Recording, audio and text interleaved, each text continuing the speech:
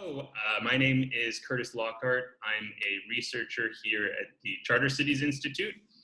Welcome to CCI's Q&A video series where we speak with researchers, academics, and practitioners who share their work about everything from charter cities to urban planning to innovative governance models. And today we'll be hearing a lot about special economic zones. Today I'm joined by Richard Bolwin. Richard is the head of investment research at the United Nations Conference for Trade and Development, or UNCTAD, as they're more commonly known. UNCTAD, just to give some brief information, was created in 1964 with the ultimate goal to maximize the trade, investment, and development opportunities of developing countries and assist them in their efforts to integrate into the world economy in a more equitable way. So as part of this remit, UNCTAD publishes a flagship report every year called the World Investment Report, and Richard will be chatting today about UNCTAD's World Investment Report from last year, 2019, which focused, among many other things, on special economic zones. So hello, Richard, and thanks so much for joining the Q&A today. Thank you very much, Curtis. Yeah. Great. So as these Q&As typically go, Richard has a slide presentation specifically focusing on Chapter 4 of the 2019 World Investment Report that overviews his team's research, as I said, on special economic zones around the globe. So I'll let him start to get that presentation ready to go. And then after the slides, we'll have a brief Q&A where I'll ask Richard some questions. And then we'll end by Richard telling us a little bit more about UNCTAD's upcoming World Investment Report for 2020, and he can let folks know where they can go if they'd like to learn more. So with that, I'll pass it over to you, Richard. And I think before diving in, before diving into the slides, it'd be good to give a brief intro on yourself, kind of your background and your work at UNCTAD. Other than that, yeah, you can feel free to share your screen and get going. Great. Thank you very much, Curtis. Thanks for the introduction. No problem. A little bit of introduction on myself. I'm the head of the investment research branch in UNCTAD. That's the branch that deals with advising governments, especially governments of developing countries, on investment policy, specifically policies related to foreign direct investment, the attraction of foreign direct investment, promotion of investment, but also regulations and restrictions related to foreign direct investment. We do technical assistance to governments, but we also have a big research arm that produces the annual World Investment Report. This report every year has a special theme, and last year's report had as its special theme special economic zones, which are extremely important instruments of, I would say, industrial policy, and they account for a very large share of trade, of exports in the world, and they account for a very large percentage of foreign direct investment in the world. I'm trying to share my screen as we speak. Yeah, I can see it. Yeah, there you go. So they account for a very large percentage of foreign direct investment, a lot of flows of foreign direct investment every year, especially in manufacturing, especially in what we call the global supply chain intensive type of manufacturing, go into special economic zones. So as such, they're extremely important for us as an instrument of investment policy, and we decided to dive into them a little bit deeper in our report last year. So I'll be going through a few slides just to take you through our analysis from last year's World Investment Report, and I'll try and relate it to the trends this year that we see, both in terms of foreign direct investment and looking at the future of special economic zones in particular. Great. So with that, with your permission, I'll dive into it. Go for it. It's all yours. Great. So here's just a little bit of an introductory slide. this trend line that you see here is the trend line for FDI over 3 decades. In fact, we update this chart every year, and our 2020 World Investment Report will add a year to it, but it will not dramatically change the picture that you see here. What we see here is that we had in the 1990s a very rapid growth of foreign direct investment. So international production through foreign direct investment and trade were growing extremely rapidly in the 1990s. They already started slowing down a little bit in the 2000s, but still they were still growing at a very good clip.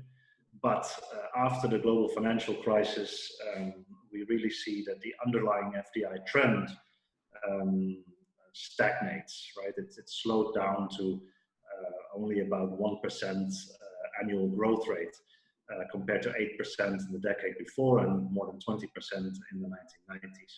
So there's a real slowdown in new foreign direct investment every year, and this is a slowdown that's taking place around the world. So it's clearly developing countries, especially emerging markets, are still showing higher growth rates.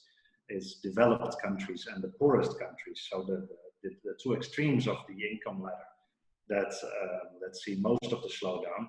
But even in the emerging markets, there isn't as much FDI going around as before, and especially the type of manufacturing, industrial foreign direct investment, i.e. investment in new factories, is really not growing as it was before. And of course, when we talk about industrial investment, new factories, new businesses, that's the type of investment you want to attract in special economic zones. So this as a background to what's taking place. So let me go now specifically to the topic of special economic zones. So special economic zones are basically industrial areas, geographically delimited areas within countries where you have a special policy regime for foreign direct investment or for investment in general. And for trade, they are usually separate customs areas, and there's usually a separate income tax regime and other types of facilitation for businesses. Now, these zones have been growing really fast recently. They are nothing new. They were there since the 1970s and even earlier as a tool to attract foreign direct investment. But you see here by this trend line that we are now over 5,000, and more than 1,000 were added just in the last 5 years. And our database shows that there is at least 500 more in the making for the next few years. So the rate at which the number of special economic zones and the number of countries deploying special economic zones is growing, is really increasing. Now, contrast that with the previous slide. So we have less FDI to go around, and we have more and more FDI, more and more special economic zones competing for that shrinking pool of foreign direct investment. So you can see the clash there.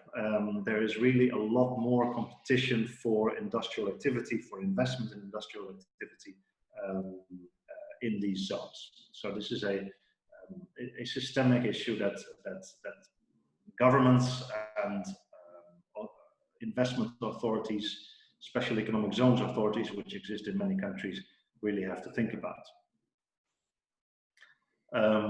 As I mentioned already in my description of the special economic zones, they are a very important tool to attract foreign investment, but they are not successful or not equally successful everywhere, right?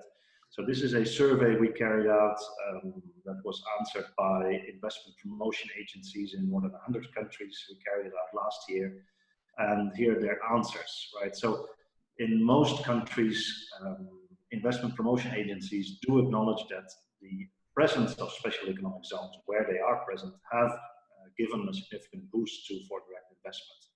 And they will also say that, especially in developing countries and especially in lower income developing countries, these zones attract the majority of FDI in industrial and manufacturing sectors. So from that perspective, they are really an important investment promotion tool and an important industrial development tool. But contrast that with the answers below there. So some of the IPAs observe that some of the investment that has been attracted to the special economic zones might have come to the country anyway, even without the establishment of the special economic zone. There are also a significant number of IPAs in countries that say that the presence of special economic zones hasn't really given that much of a boost to the attraction of foreign direct investment. There are, with the rapid increase in the number of special economic zones that we saw in the previous slide, clearly not all of them can be equally successful. And what really happens is that special economic zones are established in many countries because they are a way to create an attractive investment environment in a limited geographical area, there where countries find it extremely difficult to create such an attractive environment in the country as a whole, right? So when you are in a lower income developing country, you often have you don't have the infrastructure to easily attract foreign direct investment. You may not have the policy climate that is equally attractive. You may have a lot of inefficiencies in administrative processes. There may be all sorts of barriers for the attraction of investment that you may not be able to solve easily in a short period of time for the country as a whole, but that you may be able to solve for a small area next to a port or next to an airport or next to a big city. Now, when every country and every city starts to follow the same strategy, you can imagine that the same barriers to investment that were hindering you before will again start becoming the major determinant, because then there is no more differentiation, right? So this is clearly happening in some of the lower income developing countries. What we observed in drawing up a map of special economic zones around the world, these 5,000 plus zones, you can really see a big difference between the types of zones that are being established in the lower income countries and the upper middle income ones, what we usually refer to as emerging markets, and the higher income economies, the developed market economies. At the lower income level, you establish these zones really as a way, as I explained, to overcome barriers to the attraction of investment that are difficult to overcome for the country as a whole. So it's to offset weaknesses in the investment climate, as you see there. And you really focus on creating direct employment and export benefits.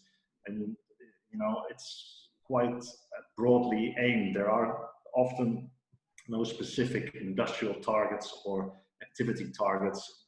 You take what you can get. Whereas the higher up you go in the income levels and the higher up you go in terms of the level of industrial development, you start to become more focused. One starts to try to aim for the upgrading opportunities in specific industries, for the integration on certain specific activities in global value chains. Higher up, we see a lot of science parks and high-tech zones or eco zones starting to emerge. So there is more specialization. And then once you get to developed market economies, there are still a lot of zones. They do exist. The United States has a very large amount of zones, but there are also many developed market economies that don't have any, because they become less relevant. You don't need them that much anymore for the creation of an attractive investment climate. Most developed market economies already have an attractive investment climate for some reason. Why do you still have them? Because you might want to create specialized platforms for complex cross-border supply chains, or resolve inefficiency in ports, create logistics hubs, but they are generally no longer so much an instrument of industrial policy, but more an instrument of efficiency. Efficiency in ports and efficiency in logistics. So strangely enough, at the bottom of the ladder that we have painted here, you see the wide-ranging and less sophisticated zones. They grow in sophistication once you move up, but they actually land down again once you are at the upper level, because you do not need them that much anymore. So here's a few lessons for modern zone development that we list in our report, and I'll go over them very quickly, because basically this is the result of 3 decades of scholarly research on special economic zones. As I said, they are nothing new, and many of the lessons over time that we have learned about them are still valid today. You want to make sure that in program design, that zone development programs complement the existing competitive advantages of countries. You want to try and make sure that the zones are self-financing. In the operations, you want to just focus on the basics, make sure that the infrastructure is there, that you do not locate a zone very far from useful labor pools. That's why very often zones that are established, for example, to compensate for regional imbalances. You know, in every country you have areas or provinces or regions that are less developed and regions close to the major cities that are more developed. And very often zones are being established in those less developed areas of a country to try and say, let's stimulate industrial development there. And very often those types of zones become less successful because simply the labor pool to work in the zones is not available. And the infrastructure that you need, at least to get the connectivity to zones, is not available. So these are some very simple and straightforward basics that need to be got right. And then, of course, at the development impact side, you need the monitoring and evaluation, especially when you're going to put a lot of money in up front. This is very important. In fact, it is so important that we dedicated a lot of space to this in our report, because especially under the circumstances where, as we see, there is a shrinking pool of global foreign direct investment in manufacturing and an enormous increase in the number of zones, and also an increase in the level of sophistication of zones, very often with expensive upfront building costs for ready-to-use facilities for investors. We're trying to give investors as much as we can to attract them, which is great for investors, but it can be very expensive for countries to set up. And if you're not sure that you're going to get the investment, you want to be very careful up front that you don't overinvest, that you try and find modalities to invest gradually, to expand zones gradually, where each investment pays for itself. Or you want to make sure that you get partners, either foreign partners or private sector partners, to help develop the zones and help finance them. Now, the picture on this slide looks very complicated, but really all it does is it presents what we call an SEZ, Sustainable Development Profit and Loss Statement, trying to just draw the eyes of program developers to the fiscal and economic sustainability of zones and how to measure that and how to make sure we keep that in mind as we develop zone programs. Looking ahead, and I'm getting to the conclusions of our report last year, and there's again a lot of text on this slide, but let me just take you through some of the key points. What we saw last year was that there are a number of trends, mega trends in the making, and they are the sustainable development imperative and sustainable development concerns. We see that now in a lot of new regulations and green deals being prepared all over the world. We see it in the drive to implement the UN Sustainable Development Goals. So this has a lot of implications for zone programs. Another one is the new industrial revolution, or Industry 4.0, as it's often called. Robotics and digitalization driven industrial development, which is going to have major implications for industrial activity worldwide, for investment. It will change investment determinants. In fact, with the expected increase in the use of robotics-based automation, the share of labor costs in manufacturing might decline over time in the next decade or so, which would actually attack one of the raison d'etre for special economic zones from their very beginning. So it might really tackle the fundamentals of zone programs. So this is going to be a very important development. And the last one that you see on the right-hand side, changing patterns of international production, changing patterns of global supply chains due to, including because of a changing global trade and investment policy climate. We all know about the trade war. They has enormous implications for trade diversion and for investment diversion and even divestments and reshoring trends.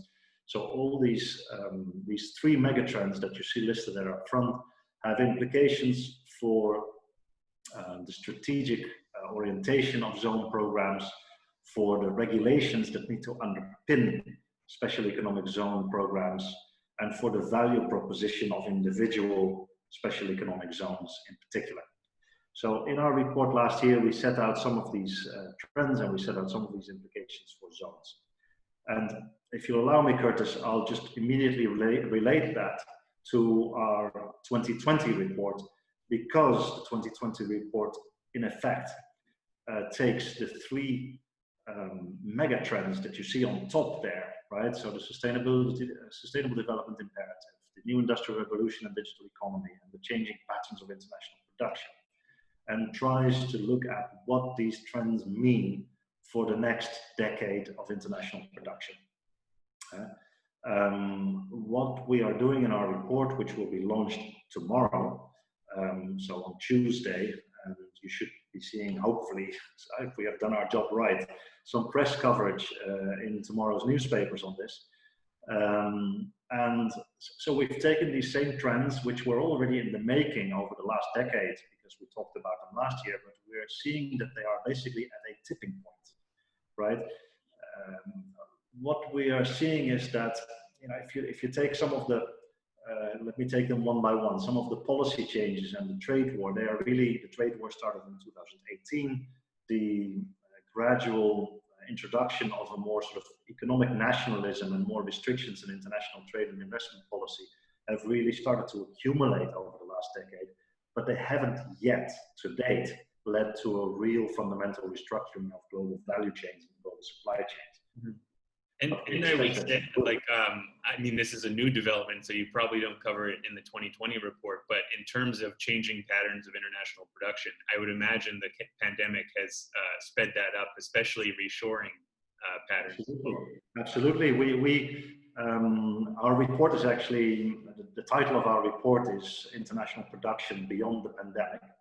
So we have these three megatrends that we developed last year and developed further this year, but this year we developed them looking ahead at the next 10 years. And we put on top of that what will happen as a result of the pandemic, which will lead to a lot of calls for greater supply chain resilience, but not just that, also calls for more production closer to home and less dependence on what we call factory Asia, right?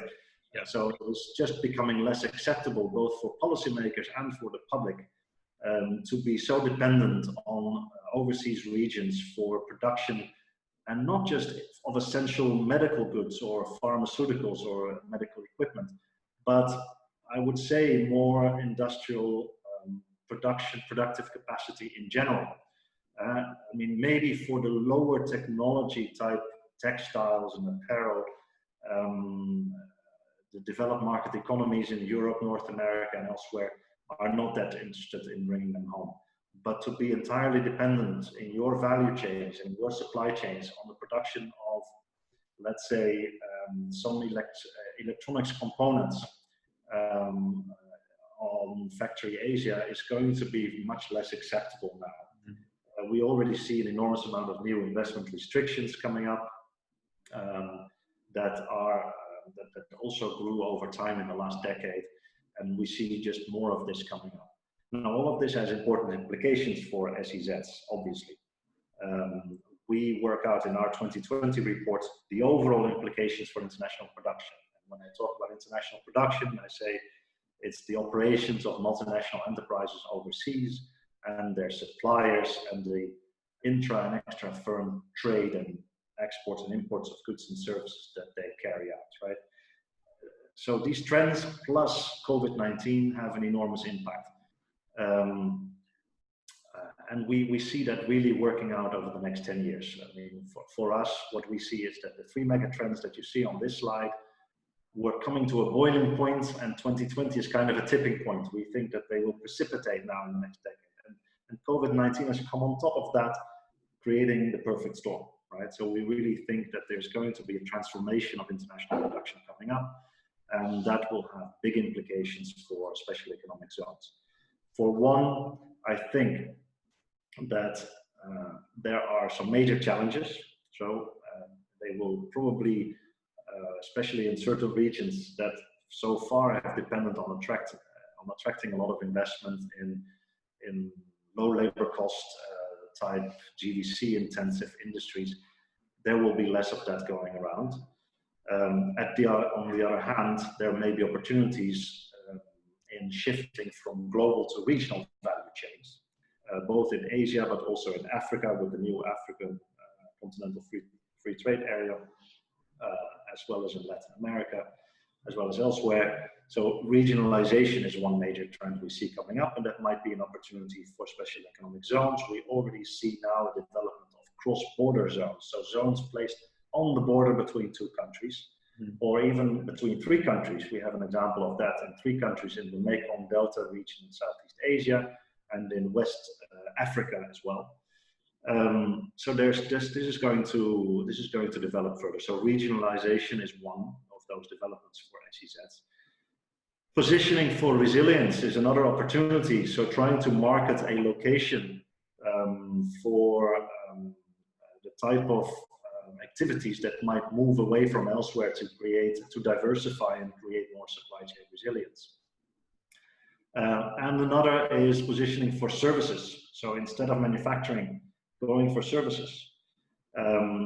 It's going to be extremely important for zones in the major developing country blocks in the world to really position closely to trading blocks, because we think that nearshoring, meaning each trading block trying to nearshore in zones closer to them geographically, is going to be an important trend as well. So the next decade, the transformation that we see is really going to require some thinking on the part of SEZ managers and of SEZ program managers at the level of central government. Great. Great. Did I cut you off, or was that the kind of last slide wrap up, or do you have any more? Well, my final slide is a thank you to you and the audience, but I think you have a few questions, so yes, happy to answer those. No, that was fantastic. Thanks so much, Richard, for the presentation. So yeah, we'll just go straight into the Q&A part now. So I guess the first thing, when I read through the report, I was struck first by the sheer number of zones in China alone. Around half of the zones, right, about 2,000, I think 600 out of the 5,400-ish zones are in China alone.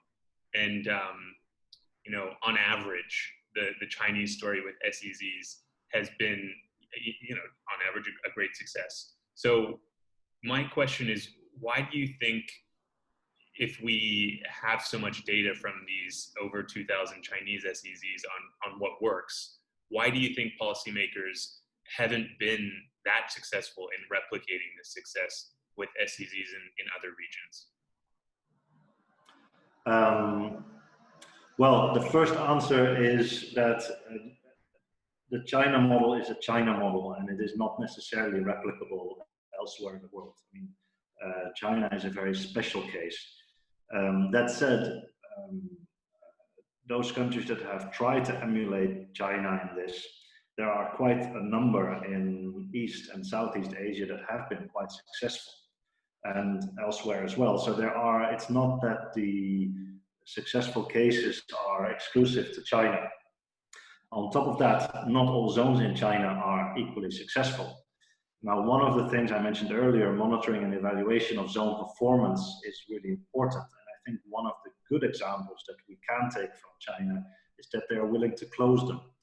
So they take, they do a ranking on a periodic basis of all the zones, of the different types of zones that they have, and they are willing to close the ones that rank bottom.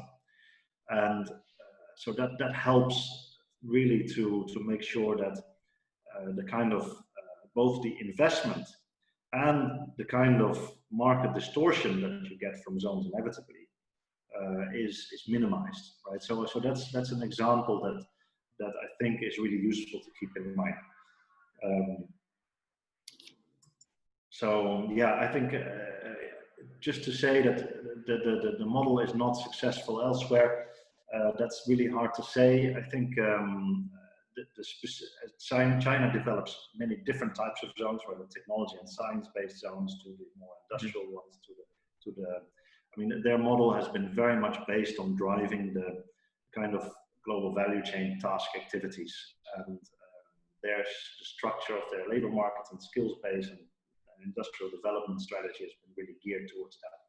The zones in China account for more than 40% of investment in manufacturing, 60% of their exports. So they have really been a huge success model. But if you start as a country with, for example, a predominantly commodities-based export profile, it is very hard to expect that you will follow the same development path in SEZs that China has followed. And I guess the follow-up, I guess, or tie-in to the 2020 findings that you briefly overviewed is that it's going to get, with these mega trends, increasingly more difficult to replicate that more manufacturing-led zone model that made China successful. Yeah, I think so too. Our observation in this year's WIR coming out tomorrow is that international production has already slowed down over the last decade. You saw that in my introductory slide, and it continues. We really see a big slowdown, and we're now kind of at a tipping point. But you know, if I look at the three megatrends, and on top of that, the COVID-19 induced type changes in global supply chains, what we see is that it looks like we're going in the direction of shorter value chains, right? Which means fewer tasks to be distributed around the world, right? Fewer manufacturing activities distributed around the world, more concentrated value added in those chains, so more concentrated maybe in the at the beginning of value chains in the design, R&D, and branding processes, and at the end of value chains in customer contacts, and maybe less in the middle. It's more difficult for countries and for special economic zones to capture some of that value added. And we see simply, you know, I mentioned it already several times, a continuously shrinking pool of physical investment in physical productive assets. And what I mean with that is that it's not necessarily the case that foreign direct investment will continue to decline. The decline that we're predicting for this year is obvious, but this doesn't have to continue. We can see a recovery, but more and more of that investment is going to be in intangibles. But what you're looking for when you're in special economic zones is not intangibles. You're looking for factories, you're looking for physical assets, physical productive capacity that generates employment, that transfers technology and industrial capabilities. So there is going to be less of that investment that specifically SEZs are looking for. Mm-hmm. And that doesn't mean that the picture is entirely gloomy. It just means that there's going to be a more challenging environment, and you really have to look specifically at the specific industries where the opportunities are still there, and the specific types of scenarios or trajectories for international production that we see that still yield opportunities for SEZs. And I mentioned them earlier: regionalization, resilience-based, or we call it resilience-seeking investment, diversification, nearshoring. Those are the type of things that SEZs need in their positioning and their market positioning. Okay, great. And then it was mentioned in the report that bilateral assistance where China comes in and helps finance or build and operate proposed SEZs, that kind of bilateral assistance is on the rise, especially in Africa and a few other regions. Do you think because of China's kind of past success with zones that this is a positive development, or what are the potential benefits and potential dangers of this strategy? Yeah. The example I mentioned earlier was more related to international cooperation in terms of cross-border zones or multi-country zones, right? But you're right, the types of international partnerships to develop zones, including those developed with China, with the Chinese government, but more often than not simply with Chinese developers, are certainly increasing. That is because countries are looking, as you said earlier, to emulate the module of Chinese zones, and so they're keen to exploit the know-how and the development of zones that China can bring and that some of the other countries can bring. There are quite a number of examples also beyond China, right? So there are some zones developed with the help of Japanese developers, Singaporean developers, also some EU partnership zones. So this is a development that is taking place around the world. It is an opportunity to make sure you've got the know-how. It is an opportunity to make the financial picture of zones more bearable, although one really has to think about the long-term sustainability of the financing models. But certainly, I think one of the most important things with such partnerships is the access to investors, to industrial investors based in those partner countries that may be more easily accessible when you have a partnership with a big industrialized country. So I see advantages, but clearly there's also risks, as I mentioned, the financing models and simply the overextension. When we're going and we're nearing the 6,000 of zones in a shrinking pool of investment, then whether through partnerships or not, one has to at some point make sure that we don't overextend. Yeah. Okay.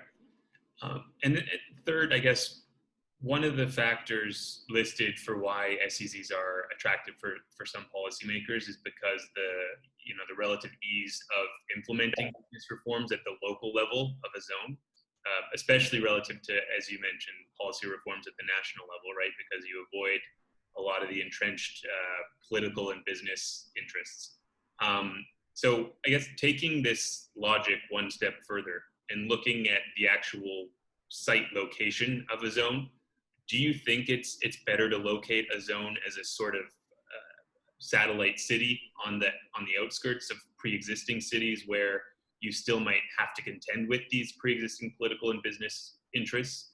Or do you think that it's better to locate a zone in a more of a greenfield site, right? Kind of away from everything, where you can avoid these entrenched interests and potentially enact deeper reforms? Right. It's a good question. I mentioned earlier that the zones that are built further away from major cities, but certainly from major infrastructure hubs, tend to be less successful. They need access to a labor pool. They need access to multimodal transport infrastructure, right? So that's as a starting point.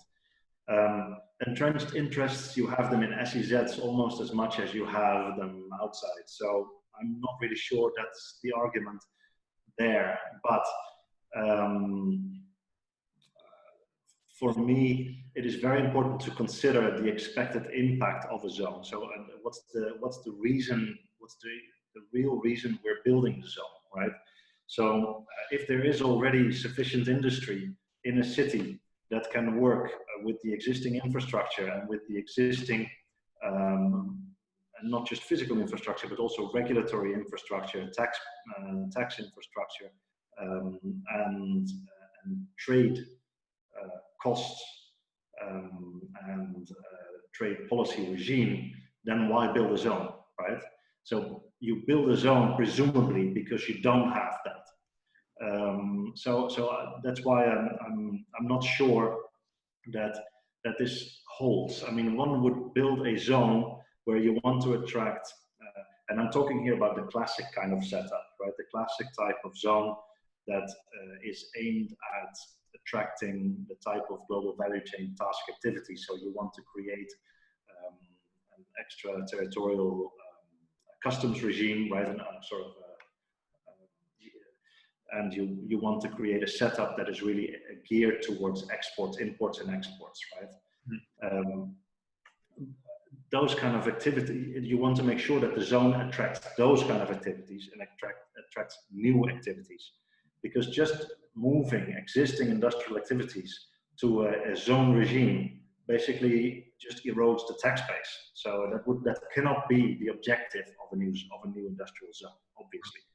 And then you just want to make sure that new businesses in the zone don't compete with those in the domestic market. Those are not the only zones, right? We identified last year in our report a whole series of new types of zones that are being set up. And some of those new types of zones are still geared towards exports. They may be high-tech zones, but still geared at exports. They may be services zones, but still geared at services trade. But you also have now zones that, for example, in the UK, that are aimed at the sort of, how do you call that, urban redevelopment or sort of the poorer urban areas, and they are really not geared towards exports. They are really just creating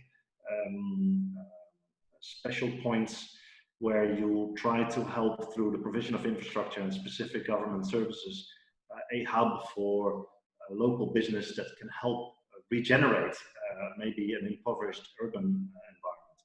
You have similar types of zone d'entreprise in France, and so there's many different types of options of zones. Not all of them have to be geared purely towards exports, but that is, of course, the vast majority of the 5,000 plus zones that we identified last year. Okay. And then last question, a lot of the critiques around zones has to do with SEZs becoming, right, these kind of isolated enclaves for the wealthy and kind of well-connected. So does the research in the report that you presented today point to some policy recommendations to best spur some linkages to the broader surrounding area or the regional economy outside of the zone so that there are spillover effects, but beyond the particular SEZ? Yeah, this is not a new lament in the direction of special economic zones. This has been a problem for export processing zones, the original conception, since the very beginning. And it is not strange because if you think about it, zones are developed to be enclaves, right? They are geographically delimited areas with a different regulatory regime. So, I mean, they should be enclaves in a way, right? So this is what they are designed to be. And just like your previous question already said it, right? We don't want to hurt the existing businesses in a specific region of a country or in a specific urban environment. So we want to make sure that the special economic zones businesses are doing something else. They're doing export-oriented work. They don't do work that is aimed at the domestic market, and they are shielded from the domestic market by a special regulatory regime. So in a way, it is a design feature of special economic zones to be like this. At the same time, of course, you want to make sure that there are spillover effects. There are benefits to the local economy, and those benefits can be sort of the benefits by providing employment, wages, income. There may be infrastructure development that is beneficial to a wider region than just the limited geographical area of zones alone. There are many types of soft policy programs that have been advocated since the 1990s and are still working today, that are about matchmaking with local suppliers, that are about joint, we call them business linkages programs. We do some of these programs ourselves in UNCTAD, but there are many other multilateral agencies that carry out work like this. So there are many options for this. We try to come up with additional options, and one of the ways we did that in our report last year was to propose something called an SDG model zone, right? So SDG model zone is a concept we just floated in our report last year in the conclusions, saying, why can't we have zones that really are geared towards making progress towards the Sustainable Development Goals? And we can do that by saying, well, we have a lot of, for example, there's a lot of infrastructure development taking place for the zones. Can't some of this infrastructure also serve a wider region? For example, electricity generation, for example, waste management services, for example, some of the healthcare services that are now often being offered as standard in the residential zones. So there are many options for creating not just the type of economic spillovers that we're all expecting to see, and on which there are many mixed results, I have to say. But beyond the economic spillovers, we can perhaps create some of the infrastructure and domestic services spillovers that are so important for the Sustainable Development Goals. Mm-hmm. Has there, just last one, has there been any kind of, since you published the report last year and suggested this SDG model zone, has there been any interest in that? Are you guys working on any of those projects at the moment? There's a lot of interest in it, and there are countries that realize that their zones aren't working out as they were planned to work out, and that are revising their strategies and that are using these type of ideas to try and do that. Egypt is doing that right now. The South African government is reviewing its strategy for special economic zones and is using some of the findings from our report to do that. And there are many other countries that do this, and that we provide advice to through our investment policy reviews and advisory services to investment promotion agencies and SEZs. SDG model zone, the way we presented it, is basically a pick and mix or adapt and adopt type approach with things that might work in one country and in one zone design program, or but might not work in others. So the policymakers can pick what they think fits for them and what is most useful for them. Okay, great. Well, that's it for questions. Maybe, like, I know you had already kind of gone over the general connection and link between the 2019 report and the 2020 report that's being released tomorrow, which is Tuesday, June 16th. By the time this gets published on YouTube, it's going to be past the 16th, so it will no longer be tomorrow. I just wanted to specify the date, Tuesday, June 16th. So maybe just quickly give a high-level recap of the 2020 report that's being released tomorrow, and then we'll end after that. Right. High-level recap. I cannot give you all the ins and outs of a report that has an embargo date tomorrow for me, of 3 days ago for the people listening to this program. Of course, our report every year has the first 2 chapters on global investment trends, so you'll have all the latest numbers on 2019 FDI, but we are actually dedicating much more space this year to the impact of the pandemic. So we have already released several special issues of our Global Investment Trends Monitor, so I can give you some numbers from that. We had already predicted for this year a decline in global FDI flows of up to 40%, and our World Investment Report will give you a lot more detail for individual regions and countries, and to see where this is going, what drives these declines, and how fast do we see a recovery or potential recovery coming up. So that's the first part of our report. every year our report includes a special chapter on trends in investment policy making. So that's about national investment policy measures that have been taken in the reporting period, basically, which range from incentives to special economic zones, but also to regulations, restrictions, screening of foreign direct investment, and so forth. But also international investment agreements, so all the new international investment agreements that have been concluded over the year.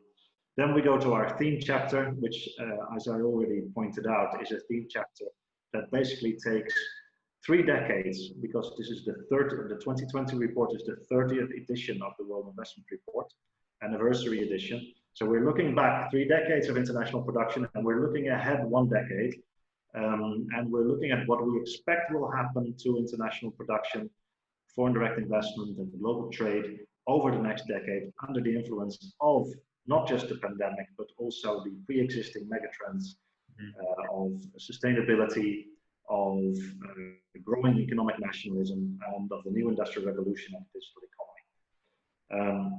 And then we have a final chapter, that's a whole new chapter that we are including for the first time this year.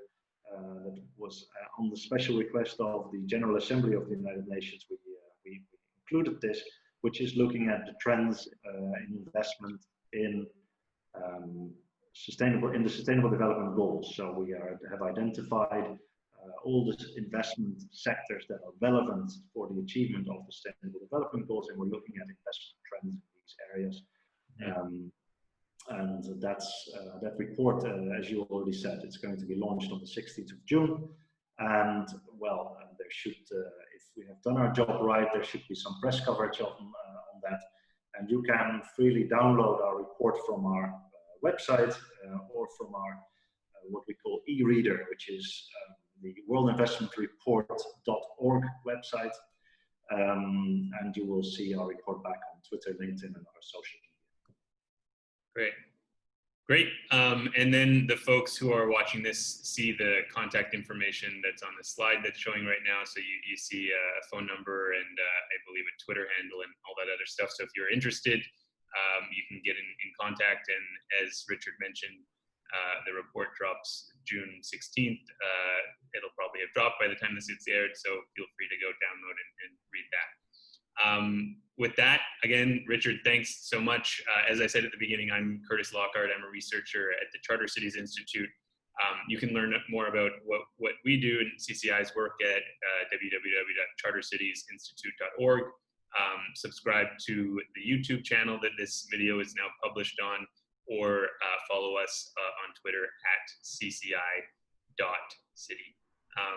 Thanks again, Richard, and you have a good one. And congratulations on the report and the launch. Thank you very much.